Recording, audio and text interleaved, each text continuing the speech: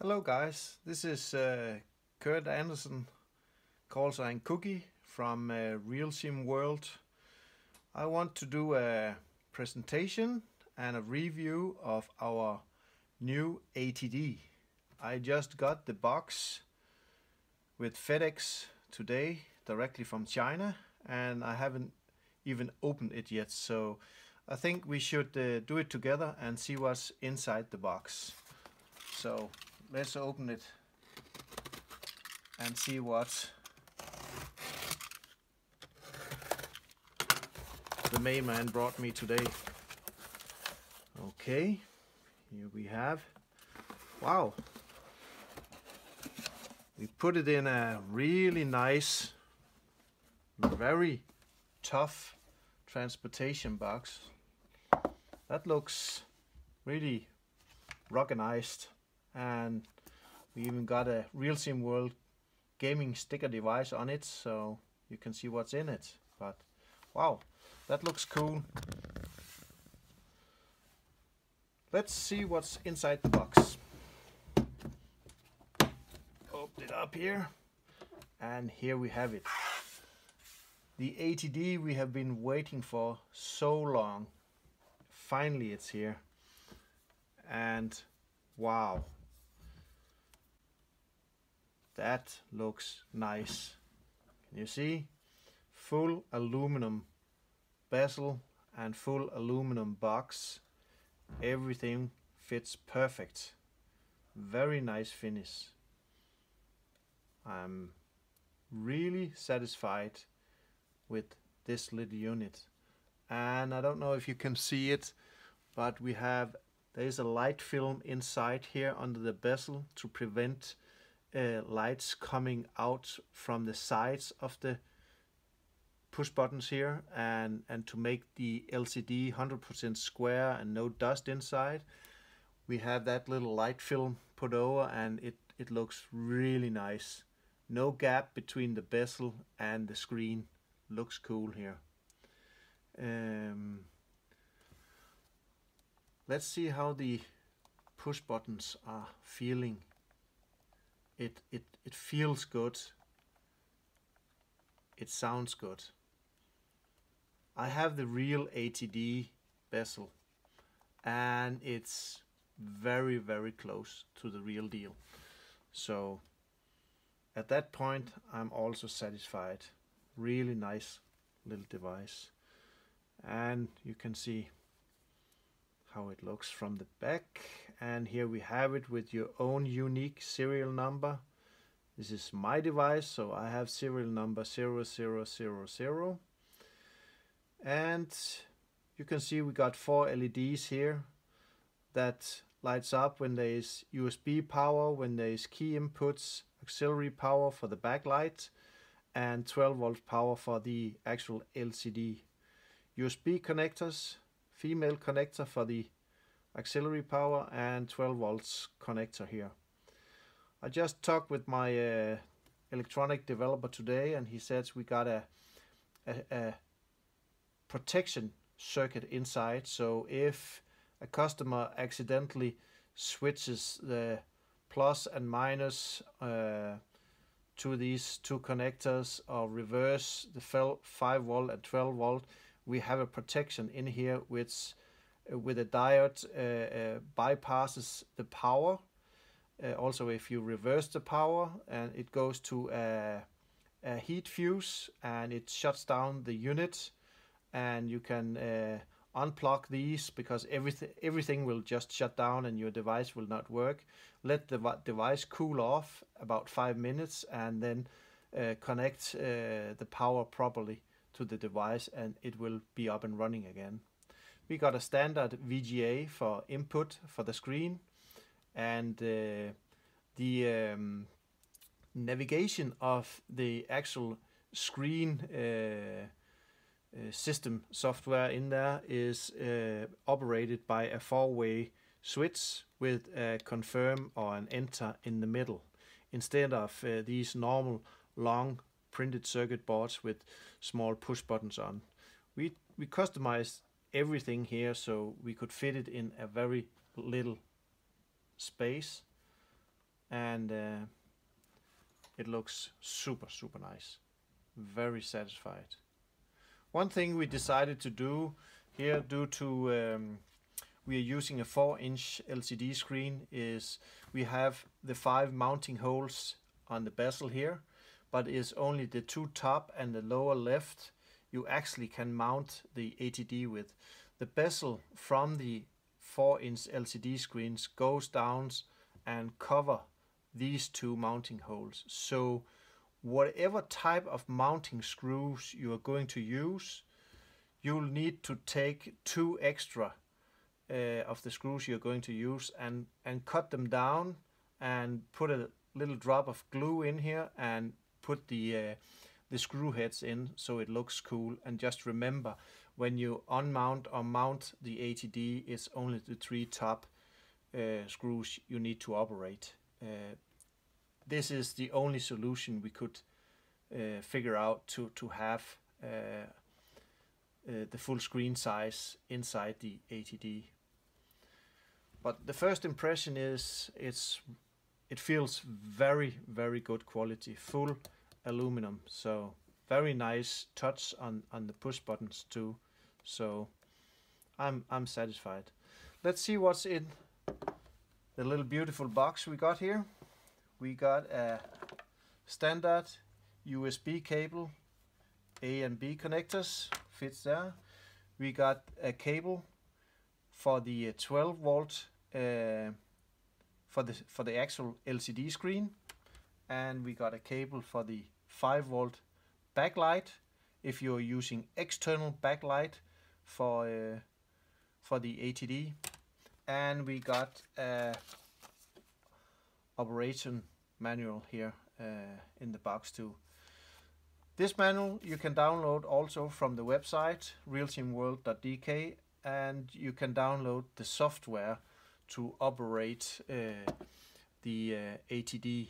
But when you plug it in USB, it will just show up as a joystick with all the push buttons here as a DX push button. So you can, if you're using the ATD here for the BMS Falcon 4, you will just see it will show up as a joystick. You can go into the key file in the control panel and just select what type of push button you want to assign to this ATD here. So there's absolutely no problem. There is no software you need to program to get it up and running. But I will try to prepare some power cables and some VGA cables connected to the computer and see how it looks with power on and how it works. So I'll be back in a few minutes. Stay tuned. Hello guys, I'm back. Connected everything to the ATD and tested. Everything worked smooth the first time. I'm filming this with my camera on my left hand because there's some stuff I want to show you on the ATD, my power supplies, the software on the screen, and BMS and YAME 64, so we will get the full tour. So now you can see I have connected everything to the ATD. VGA cable, I use a VGA to DisplayPort converter for my graphic card. USB cable connected, you can see the red LED, 5 volt power and 12 volt power. I have my Regal power supply over here and will try to turn on the screen and the power for the internal PCBs. It's 12 volt connecting now, and the screen should go on, and we are already in extended desktop view with the windows, and we can see I have here an icon, can move around here, put it back on my main display. I turn on the backlight. When I turn it on, it's 5 volt. That means it's fully bright, and you can see it's NV screen. I'll try to turn off the light source I have here, and then you can see how nice it is. If I turn it down to 3 volts, 2 volts and 5 volts again, it's up and running. Let's turn to the back of the ATD again. This little device is showing up as a joystick controller, and whenever you push one of these buttons in the front, you can see in the back you have a LED, so it's very easy for you to test if every push button is working on the ATD without the software. And you can see the LED for the 12 volts and the LED for the 5 volts is also on. Okay, let's turn on to the software and on the computer screen. I have here my computer screen, and as you can see, I have some software you can download on the website, and I'll start it up and close this down, move it a little bit, and you can see now it is disconnected. So if I connect, then the software is connected, and then I can switch between manual control, auxiliary, backlight, or I can use the software control. The software control means that when you are in BMS and you touch the knob for turning up and down the brightness of the primary instrument panel, it will affect your ATD. So the ATD will go bright and dim, and you can go down here, and if you switch to the internal mode, you can switch turn up and down the brightness here. Okay, enough of this little software device. We can close that, we don't need it. And let's go down and see how the device is showing up in BMS. We have it here. It shows up as a normal game controller, ATD. We right click on the ATD and go into the game control settings for the ATD. And you can see we have our joystick with the control buttons here. And you can see when I push a button, it will show up as these buttons we need here. So no problem, very easy, no programming at all. Let's try jump into BMS and see how it behaves inside BMS. It's very, very easy. In the setup here, go into the controller, and here you have your list of instrument and panels and whatever you have here, and we can scroll down to the threat warning prime here, as you can see. And if you just click and it turns blue and you hit the right button on the ICP, then it's programmed. And now you can see I have programmed target separation, priority, and so on. You can program it. So very, very easy. Turn this off again, quit BMS, and show you how my Yeme 64 is set up. As we go into the client, and I have set up a window for test the 4-inch, and it has its position which I selected. We can go into the gauges and electronic warfare, and the test inch for the ATD is visible here. Go to run, start Yeme, start BMS. Now we should see something on the display here. Turn off the light, and I will just start BMS up in instant action. So let's see how it looks. Here we go. Here we have our,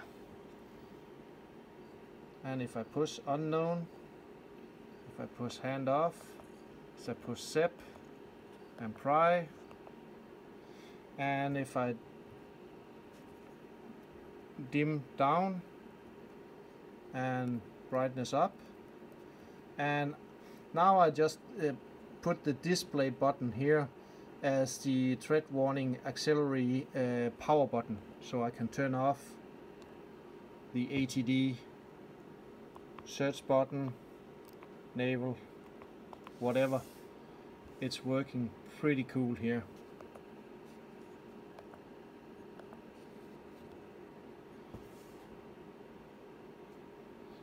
So guys, that is pretty much all for now. I hope you liked the introduction of the ATD, even if it's a little shaky review here, but that's the only way I can do it. Take care, and go to RealSim World to see more videos, more pictures, and all the data on it. Bye bye.